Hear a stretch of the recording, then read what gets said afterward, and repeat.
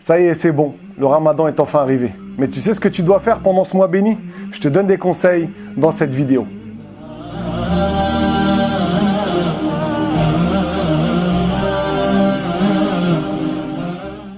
Alhamdulillah, wassalat wassalamu ala rasoulillah. Allah, dans son livre, le Coran, fait l'éloge du mois de Ramadan. Pourquoi? Parce que c'est le meilleur des mois de l'année. C'est un mois dans lequel il faut que tu te ressaisisses, il faut que tu repartes du bon pied, que tu purifies ton âme des péchés, des désobéissances, des choses illicites que peut-être tu avais l'habitude de faire pendant l'année. Pendant ce mois, les portes de l'enfer sont fermées. Et les grands shayatines qui appellent au haram pendant toute l'année sont enchaînés en mer. C'est donc l'occasion idéale pour se faire pardonner. Le prophète sallallahu alayhi wa sallam nous dit dans ce que rapporte Al-Hakim, bu'dan liman adraka Ramadan wa lam yughfar lah, c'est-à-dire est éloigné du bien, celui qui a atteint Ramadan mais à qui n'a pas été pardonné. Tellement il aura fait preuve de négligence et tellement il n'aura pas saisi l'occasion et tellement Allah pardonne aux jeûneurs pendant ce mois. C'est aussi l'occasion de gagner beaucoup de récompenses, beaucoup de hasanat, parce qu'Allah les multiplie pendant ce mois béni.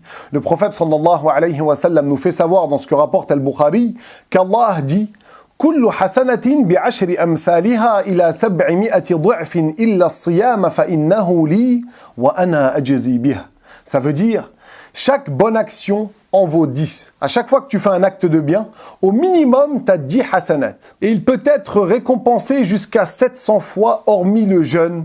Certes, il est pour moi, et c'est moi qui en accorde la récompense correspondante. Quand tu entends une phrase comme ça, quand tu entends une parole comme ça doit te motiver.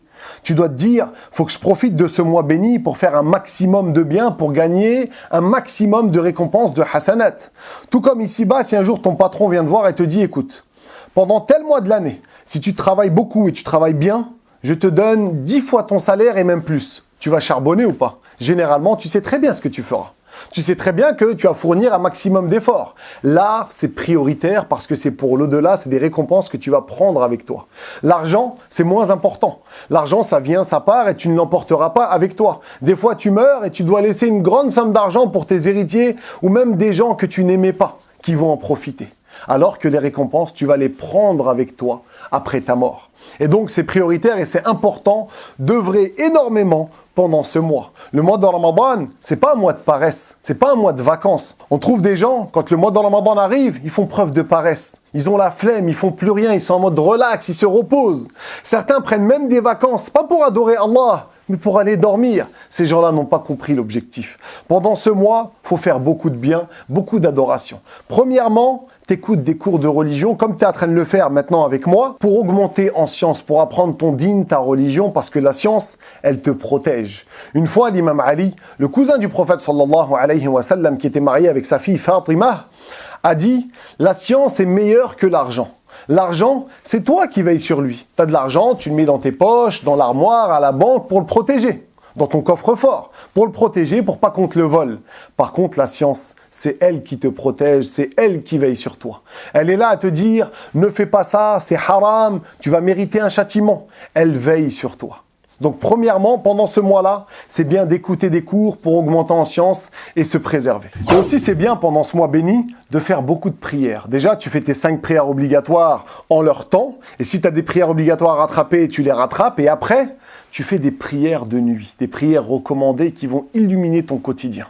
Il y avait un homme, parmi les gens vertueux du Salaf des 3 premiers siècles de l'Hégire, qui aimait beaucoup la prière de nuit. À un tel point que lorsqu'il est mort, la fille de son voisin a dit à son père « Papa, il est où le poteau qu'il y avait sur le stah, le toit de la maison de notre voisin ?» Son père lui a dit « Mais ce n'était pas un poteau, c'était notre voisin Mansour. Il priait la nuit. » Tellement il durait dans sa prière, elle est partie croire que c'était un poteau. Parce que quelqu'un, quand il prie beaucoup, il reste beaucoup debout.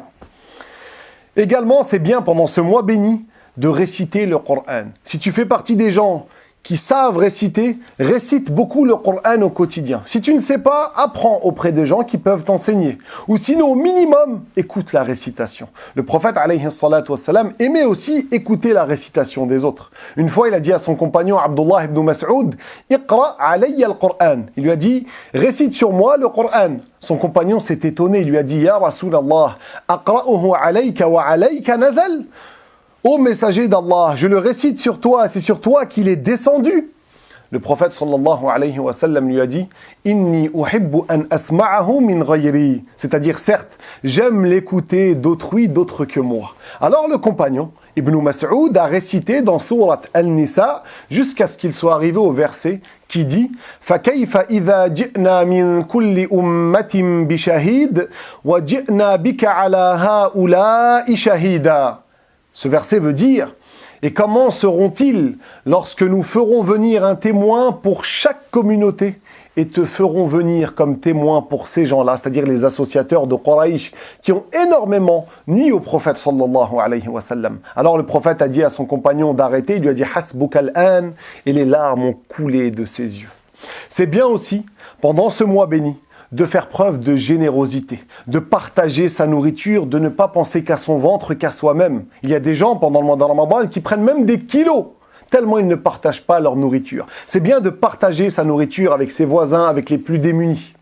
À l'époque du prophète sallallahu alayhi wa sallam, il y avait des gens qui étaient extrêmement pauvres dans sa mosquée. Tellement pauvres qu'ils n'avaient pas de toit, ils dormaient dans la mosquée, même du prophète sallallahu alayhi wa sallam.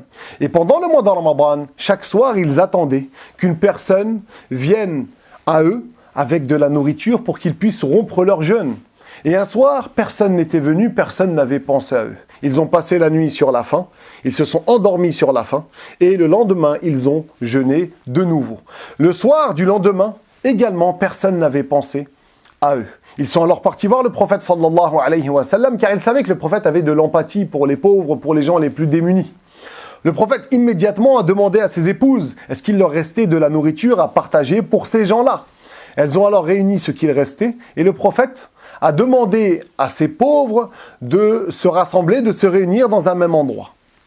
Le prophète est venu et a dit « Oh Allah, je te demande de ta grâce et de ta miséricorde. » À ce moment-là, un homme est rentré dans l'assemblée avec un mouton grillé et du pain et chacun a pu manger à sa faim. Ensuite, le prophète sallallahu alayhi wa sallam a dit « Oh Allah, nous t'avons demandé de ta grâce et de ta miséricorde et cela en fait partie. » Et dernière chose, c'est bien pendant ce mois béni que tu fasses preuve de patience, que tu adoptes l'excellent comportement. Même si tu as faim, même si tu as soif, ne te mets pas en colère. Patiente, reste calme, ne t'emporte pas. Ne sois pas vulgaire, ne parle pas sur les gens. Ne fais pas une chose qui pourrait te faire perdre les récompenses de ton jeûne. Et si quelqu'un agit en mal envers toi, t'insulte, te parle mal, ne rentre pas dans son jeu.